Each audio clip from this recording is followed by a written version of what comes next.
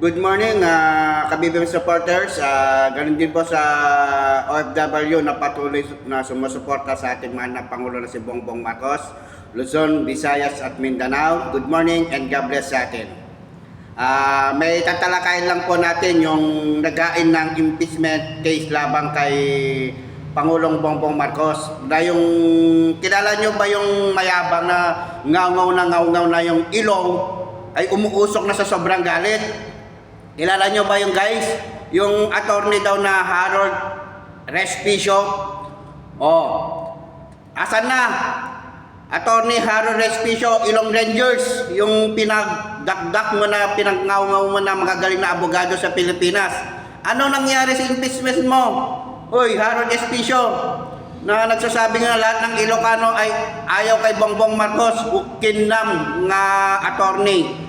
Madi nga aming nga Ilocano ay awat ayak na kay Bongbong Marcos, si Kalang, duwa kay ni Chavez Sison. Asan na yung ngaw-ngaw mo, pinagsisigaw mo doon sa press conference ng SMNI na matibay ang ebidensya na labang kay Pangulong Bongbong Marcos, mapapatalsik?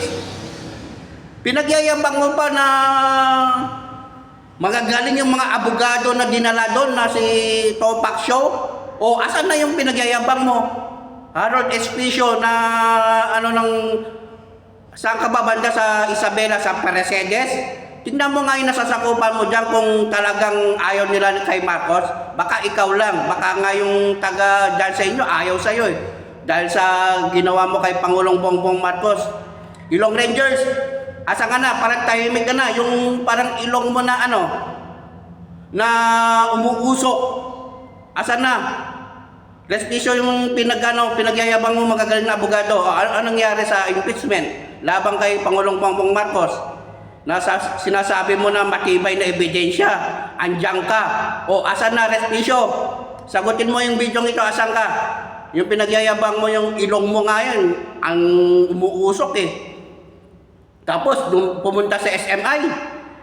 SMNI yung yung news na na kampon ng mga satanas. Ang daming sinabi, na kaysa ganyan, matibay daw ebidensya, andyan daw pinagyayabang, mapapatalsik daw si Bongbong Marcos. Asan na yung pinagyayabang mo? Attorney Harold Respicio na Ilong Ranger ng Isabela. Diyan sa nga nasasakupan mo nga, di mo maayos eh. Attorney na di ko alam kung paano ka naging attorney. Pinagyayabang mo pa yung mga magagaling na abogado, wala nga nagawa. Lahat naman ng kaso nung hinuwakan si Topak Show, lahat sablay talo eh. Tapos pinagyayabang mo magagaling na abogado. Ugok. Attorney Harold Respicio, asan na yung pinagyayabang mo? Ngayon, kahapon, binasura ang impeachment case laban sa Pangulong Bongbong Marcos. Ano nangyari? Ano nangyari? Sana ngayon magising ka na, ngaw-ngaw ka ng ngaw, wala namang para linlangin mga tao ng taong bayan dahil sa sinabi mo na panggagalaiti mo noon. Ugok! Alam mo, Attorney Harold Respicio, didilis lang maniwala sa inyo, yung mga may tanga-tanga, may sayad, gano'n lang naniniwala sa inyo. Yan ang itatak mo sa kokote mo.